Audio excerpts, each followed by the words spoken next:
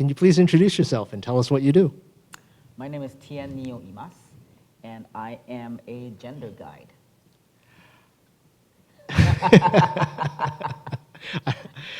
I know of many titles. And, Yes, I was waiting. It's like waiting. It's like which one is it today?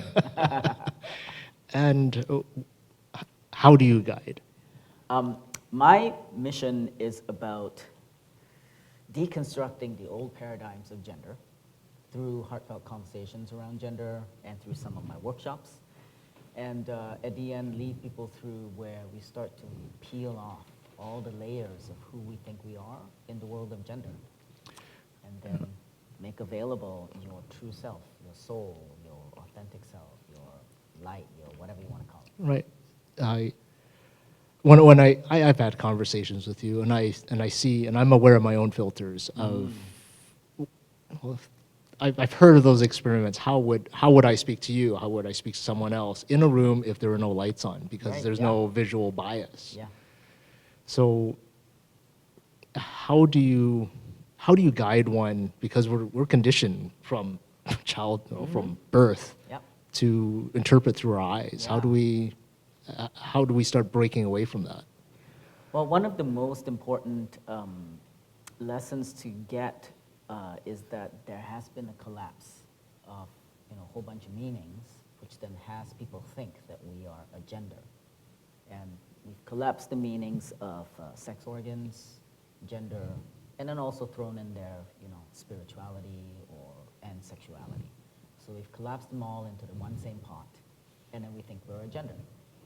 So the work in the beginning stages of my work, I walk people through like 15 different lessons in my programs, and one of the most important is to identify we do have a lens, absolutely, and that completely colors the way we look at people. We're always identifying people based on their gender, and then we treat people a certain way because we think that that's who they are. Mm-hmm.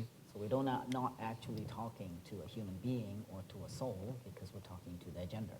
And we bring in all our preconceived notions of who we think they should be or who they are, and then we talk to that person. Bridging it to the theme tonight of the unknown, of facing the fear, can you articulate what the fear is when it comes to gender? From the many clients I've worked with, one thing that blows people away is that they're suddenly left with, oh my God, who am I? And for people, that is a fearful thing. We like to be told, what to do and who we are, and, how to navigate life. And so part of this fear is conceptual, because if we look at it from a real Zen Buddhist way, nothing's going on. Nobody's coming at you with a knife, and no one's actually hurting you. It's just a conceptual fear. So the fear actually isn't real. It isn't grounded in reality. So we just got to get present to that. And then also know that behind this curtain of a preconceived notion of fear, there's actually a whole world of unexplored territory for every single human being. They actually start to finally listen to their heart. And, this is what I want to do. Oh, this is what I like. Yeah. All of that. I like how you use the image of someone's coming after you with a knife. Like, I'm not attacking you, but when the attack would be to belief systems. Yes, absolutely. And, and I would challenge for myself when I first had conversations with you, it's not attacking my belief. You're not attacking my belief systems. I'm attacking my own belief systems in order to change. But if I'm not open to that, it feels like you are attacking me. Exactly. And we can change the wording around that. We can say, I'm challenging a belief system that has been put on you that wasn't yours. Winston didn't come out and say, oh, I believe that. No.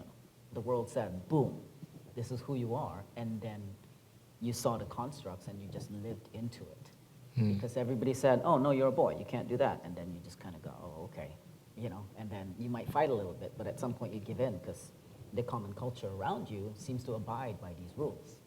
Right. But it's a beautiful time now, as we can see, as I predicted, 20 years ago, that the generations now will all start declaring a new level of identity or a new freedom or new expression or something else. So that paradigm is starting to break down, and hence this is such a hot topic right now because people are stuck in old concepts and old constructs of gender as a truth or as a reality, but really it's all a construct. What brings you to VoiceStory Live? I love to talk about this. And my commitment is being able to talk about this not from a place of, you got to do it the right way, as a trans man who's also part of the larger LGBTQ2S+ community. I know there's lots of great education in the SOGI education system, which is the sexual orientation and gender identity education. And what I do is I bring in heart.